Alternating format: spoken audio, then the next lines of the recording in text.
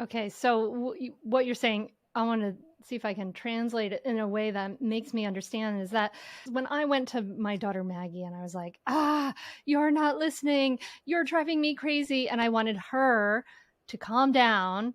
So basically, so that I could feel better because it was upsetting me so much and Correct. making me feel so crazy. I needed to turn that lens back on myself to say, like, okay, so what is it about what I'm doing, saying, behaving, my energy, those kind of things that is kind of inciting these things in our kid? Is that what you're saying? Correct. Or I'm using words that don't work for my kid. Just the other day, I said Mm, something to my kid, something akin to, "You're blowing this out of proportion." And mm. she lost it.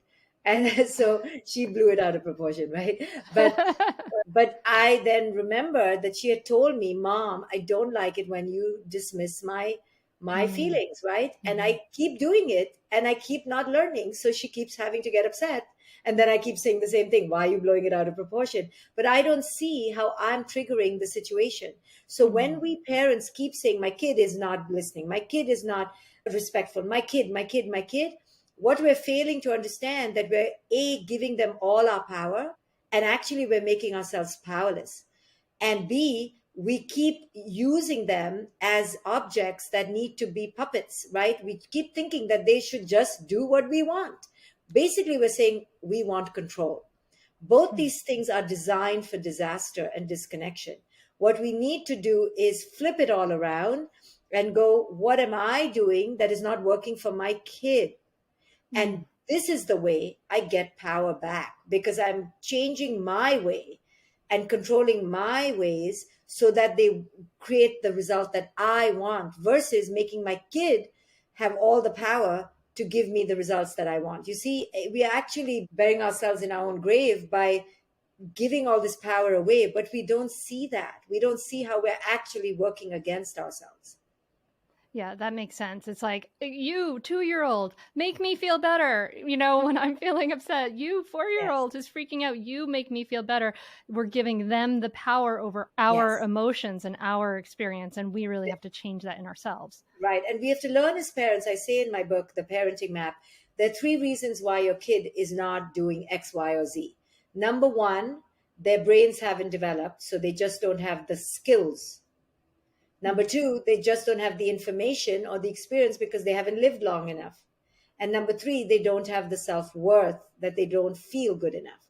So if you can keep remembering these three things, you then have to adapt. Okay, what is it? Oh, their brain is not developed. So how can I communicate in a way that my 2-year old understands that they need to not hit, but their brain is telling them to hit? Their brain is mm. not telling them to talk logic and reason.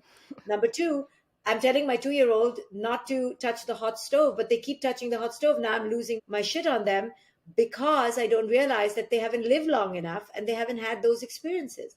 So, how do I communicate to this being? And number three, maybe my kid is just feeling a lack of connection with me and a lack of worth.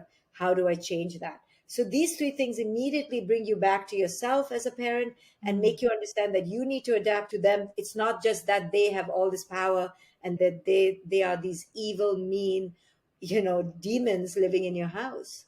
Yeah, yeah. I think the way that we traditionally look at things like that, it's like behavior's either right or wrong, or it's good or bad. This is good if I like it, and if it complies, and it's bad if it isn't. But this is such a more nuanced picture to bring that curiosity into the Mhm. moment to say, okay, is it their brain? Is it their development? Is it their experience? Is it that sense of worth? Those three questions give us a lot of direction to start to understand, like, what is driving the behavior, because it's not like they're not just doing it just to get you, they're not doing it to manipulate you. And we can wrap our heads around that. We can start to then say, okay, why is this happening? And then we can respond effectively, because if we don't have any idea why, whatever we're doing often just exacerbates the situation. Correct. So if your teenager is yelling at you and you realize that, oh, their brains are overloaded, they're stimulated, it may be a little bit of self-worth, it may be a lot of life experience, all that is connected to your teenager blowing up at you. You can then say, oh, okay, I understand that they can't handle the situation, they're Mm, overwhelmed. Now what is in my power? And what is in my power is I can walk away, I can put a pause and return to the conversation later, or I can, walk away. Walking away is really the only answer in those moments. Anything else is you, the parent, entering your own state of dishevelment and your own teenagehood or your own toddlerhood and regressing. Anything Mm. other than that, you can't talk logic to a teenager when they're exploding. You can't yell at a teenager when they're exploding because you make it worse. The only logical thing at that moment is to understand, have compassion, and walk away. So it becomes so simple when you begin to understand that A, you need to take care of your own emotions, and B, the kid is having their own emotions that have nothing to do with you.